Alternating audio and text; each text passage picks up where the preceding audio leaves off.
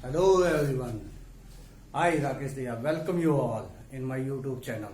Today we will discuss about minerals and rocks. खनिज और cell. देखिए खनिज और सेलें क्या होती हैं. हम डेली यूजेज में बहुत सारे खनिज मिनरल्स का जो ना इस्तेमाल करते हैं, जैसे सॉल्ट इस्तेमाल करते हैं हम अपने जीवन में डेली अपने खाने में. सॉल्ट क्या है? एक मिनरल्स है, एक खनिज है. इसी प्रकार से हम जो ना दूध पीते हैं तो उससे हमारे को कैल्शियम मिलता है, हरी सब्जियां खाते हैं उससे हमारे को आयरन मिलता है. ये सारे हमारे मिनरल्स हैं. तो देखिए मिनरल्स और सेलों के बारे में पढ़ते हैं.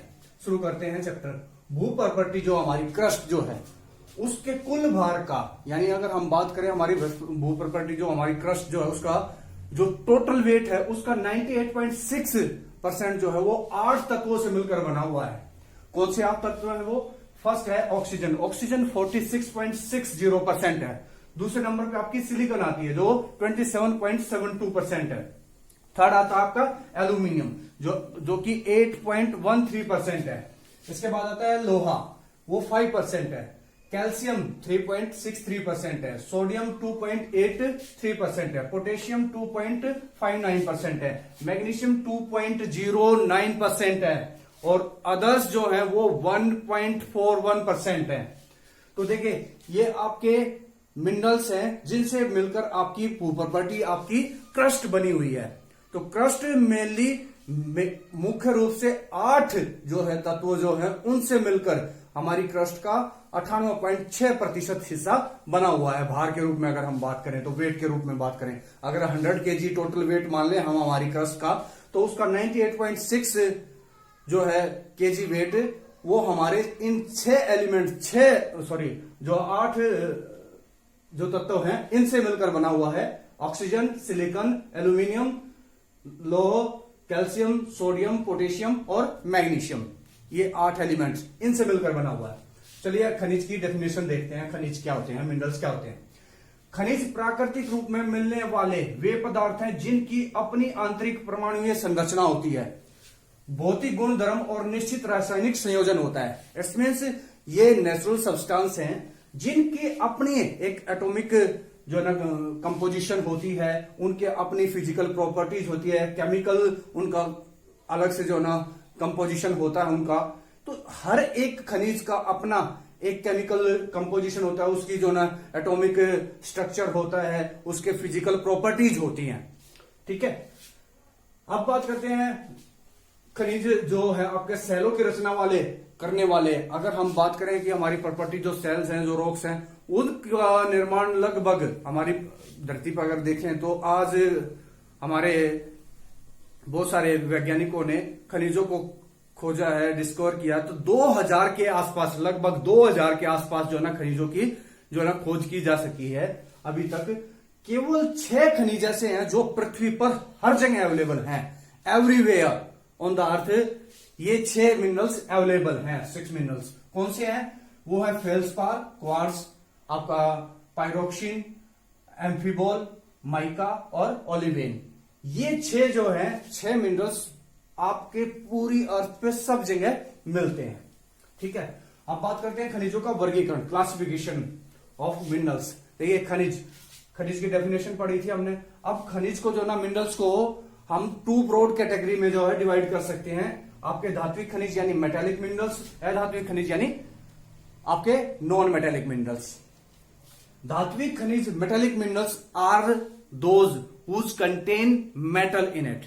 वो धात्विक खनिज वो होते हैं जिनके अंदर धातु का अंश होता है. इसमें धातु पाई जाती है, चाहे वो कोई भी हो, जैसे सोना, चांदी, लोहा, तांबा, ये इनके अंदर धातु होती है. तो ये धात्विक खनिज है. धात्विक खनिज को फर्दर जो है 3 कैटेगरीज में जो है डिवाइड किया गया है. फर्स्ट है आपके बहुमूल्य खनिज यानी प्रीसियस जो आपके मिनरल्स हैं. प्रीसियस मिनरल्स यानी जो बहुत महंगे हैं, बहुमूल्य, मूल्यवान, वैल्यूएबल जो प्रीसियस खनिज हैं वो आपके कौन से हैं? सोना, चांदी, प्लेटिनम. प्लेटिनम इस दुनिया की सबसे महंगी धातु है, सबसे महंगी प्लेटिनम. दूसरे नंबर पे आते हैं आपके लौह खनिज यानी आपके फेरस मिनरल्स. फेरस मिनरल्स वो मिनरल्स हैं जिनके अंदर फेरस होता है, लोहा होता है, लोहे का अंश होता है. इनमें लोहे का अंश पाया जाता है, जैसे लोहा, निकल, कोबाल्ट. लोहा, निकल, कोबाल्ट ये इस कैटेगरी के अंदर आते हैं आपके फेरस मिनरल्स के अंदर. नेक्स्ट है आपका नॉन फेरस मिनरल्स, एलो खनिज। एलो खनिज जैसे नाम से ही पता लगता है कि ये वो मिनरल्स हैं जिनके अंदर धातु तो है, धातु का अंश तो है, लेकिन लोहा धातु का नहीं है। धातु जरूर है लेकिन लोहा धातु नहीं है, कोई और धातु है।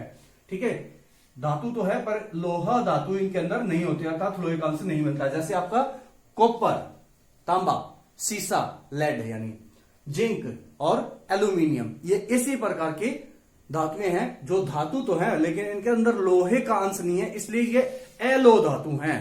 नॉन फेरस मिनरल्स के अंदर ये आते हैं। अधात्विक खनिज जिनके अंदर धातु का अंश नहीं पाया जाता और इनको जो है खुरच कर या काट कर विभिन्न आकारों में ढाला जाता है, विभिन्न आकारों में रूप दिया जाता है। जैसे कोयला, चूना, पत्थर जो लाइमस्टोन है, आपका जिप्सम है जो हम खेतों में यूज करते हैं, नमक जो हम डेली घर में यूज करते हैं, गंधक, सल्फर जिसको बोलते हैं वो भी इस्तेमाल होता है, खेत में भी इस्तेमाल होता है कुछ अंश उसका। तो ये सब जो है आपके अधात्विक खनिज हैं। धात्विक खनिज और अधात्विक खनिज में, मेटेलिक और नॉन मेटेलिक में एक बड़ा अंतर यह है कि जो मेटेलिक मिनरल्स है उनको आप जब उनके सरफेस को जो ना आप घिसोगे तो वो चिकना हो जाएगा, वो चमकने लग जाएगा, उस बिल्कुल स्मूथ हो जाता है, ब्राइट हो जाता है। ठीक है, और उसे जो है ना धात्विक खनिजों को आप जो है वो मेलिएबल होते हैं, कूट पीट के जो है उनको तारों में या सीड्स में जो है ना डाल सकते हो, लेकिन आपके धात्विक खनिजों के साथ आप ऐसा नहीं कर सकते हो। ठीक है, तो ये आपका धात्विक और अधात्विक खनिज हो गया। अब हम बात करते हैं खनिजों की विशेषताओं की बात, खनिजों के फीचर्स जो ना, मिनरल्स फीचर्स। देखिए क्या विशेषताएं होती है खनिजों की। देखिए पहली बात तो खनिज हर लगभग प्राय अधिकतर खनिज जो हैं वो 2 या 2 से अधिक तत्वों से मिलकर बने होते हैं। जैसे अगर मैं एग्जांपल दूं आपको, क्वार्ट्ज जो है सिलिकॉन और ऑक्सीजन से मिलकर बना हुआ है।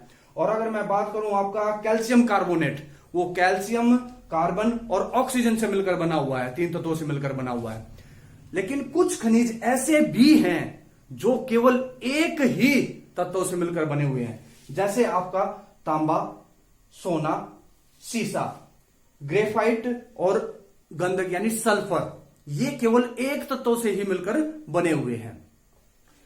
अगली विशेषता की अगर मैं बात करूं तो खनिज जो है आपके ठोस, जड़ अवस्था में मिलते हैं, ठोस, जड़ और अजैव होते हैं। कुछ जैव भी होते हैं, कुछ खनिज जो है जैव भी होते हैं और अजैव भी होते हैं, दोनों तरह के होते हैं। देखिए जड़ क्या मतलब, ठोस सॉलिड होते हैं और एक ही जगह पड़े रहते हैं, वो इधर उधर जाने वाले नहीं होते हैं, तो ये आपके जड़ हो गए। बात करते हैं जैसे आपके 2 कैटेगरी, कार्बनिक और अकार्बनिक। कार्बनिक खनिज वो हैं जिनके अंदर जो है ना कार्बन का अंश होता है, जैसे आपका कोयला, प्राकृतिक गैस, पेट्रोलियम, ये कार्बनिक खनिज हैं। मतलब ये जो ना वेजिटेशन के, जीव जंतुओं के, उनके फॉसिल से बने हैं, जीव जंतुओं के जो ना गलने सड़ने से जो ना आपके पेट्रोल का निर्माण हुआ है। ठीक है, और आपका जो है कोयला वो वनस्पति के दबने से बना है। तो कोयला आपका सॉलिड हो गया और आपका जो पेट्रोलियम वो आपका जो है ना तरल हो गया, लिक्विड हो गया, और जो नेचुरल गैस है वो आपका गैसियस हो गया। तो इस प्रकार से इस अवस्था में भी होते हैं। और बाकी आपके ये जो हो गया, आपके नमक हो गया, जिप्सम हो गया, गंधक हो गया, ये आपके अकार्बनिक के एग्जाम्पल हैं। इनका जो पूरी दुनिया में खनिज संसाधनों का जो वितरण है, डिस्ट्रीब्यूशन ऑफ मिनरल्स, वो इक्वल नहीं है। कहीं पर तो खनिज बहुत ज्यादा मिलते हैं, कुछ इलाके ऐसे होते हैं जो मिनरल्स के मामले में बड़ा रिच होते हैं, और कुछ इलाके ऐसे होते हैं जहां मिनरल बहुत ही कम मिलते हैं। मैं एग्जांपल दूं, इंडिया में हमारे पेनिनसुलर प्लेटू पे बहुत ज्यादा खनिज मिलते हैं, वो रिच है खनिजों के मामले में। इसके विपरीत अगर मैं बात करूं जो हमारा नॉर्दर्न प्लेन, वहां पर बहुत कम खनिज मिलते हैं। अच्छा, एक खनिजों के जो ना संबंध में अगली विशेषता ये है कि जो बहुमूल्य खनिज होते हैं, जिनकी ज्यादा इंपॉर्टेंस होती है, वो उनकी क्वांटिटी कम मात्रा में है, और जबकि जो ज्यादा हमारे लिए इंपॉर्टेंट नहीं है उनकी क्वांटिटी ज्यादा मात्रा में है, यानी वो ज्यादा मात्रा में अवेलेबल है, और जिनकी जरूरत ज्यादा है वो खनिज कम मात्रा में अवेलेबल है। ये कुछ जो ना खनिज आपके अलग अलग भूगर्भिक प्रक्रियाओं से बनते हैं, और खनिजों के जो बनने की प्रोसेस है वो बहुत लंबी होती है। नेक्स्ट, ये तो आपकी विशेषता होगी लंबे समय बाद। और इनके बनने का जो सोर्स है वो सिर्फ और सिर्फ मैग्मा है। सारे खनिजों का जो आप बनने का जो स्रोत है, सारे जिससे बनते हैं, वो आपका मैग्मा है। जब वोल्केनिक एक्टिविटीज होती है, आपका वोल्केनो इरप्ट होता है, तो वोल्केनो के इरप्ट होने से जो मैग्मा निकलता है, उसी के ठंडा होने पर जो ना खनिज बनते हैं। वहीं से जो ना पृथ्वी के आंतरिक भाग से ही आपके खनिज निकलते हैं, मिनरल्स निकलते हैं, सारे जो ना एक्सट्रैक्ट होते हैं वहीं से। वो मैग्मा निकलता है, वही उसी के साथ जो ना ये जो ना पृथ्वी के आंतरिक भाग से निकलते हैं और फिर चट्टानों में जम जाते हैं और तभी ये वहां पर मौजूद हो जाते हैं। अब आपको पता है कि खनिजों के बनने की जो प्रोसेस है वो बहुत लंबी है। एक बहुत लंबी प्रक्रिया के बाद लाखों वर्षों में जो ना खनिज बनकर तैयार होते हैं। इसलिए हमारे को खनिजों का हमेशा कंजर्वेशन करना चाहिए, संसाधनों जो है ना खनिज संसाधनों का हमें संरक्षण करना चाहिए, इनको बचा के रखना चाहिए। अदरवाइज ऐसी स्थिति हो सकती है कि हमारे पास ये मिनरल्स जो है ना वो आने वाली पीढ़ियों के लिए अवेलेबल ना हो। इसलिए हमारे को इनका हमेशा ही खनिज संसाधनों का संरक्षण करना चाहिए, इनको बचाना चाहिए। अगर आपको मेरी ये वीडियो अच्छी लगी हो तो मेरी वीडियो को प्लीज लाइक करिए, शेयर करिए और इसे ज्यादा से ज्यादा लोगों तक जो ना पहुंचाइए और मेरा चैनल जो है उसको सब्सक्राइब भी कीजिए। धन्यवाद।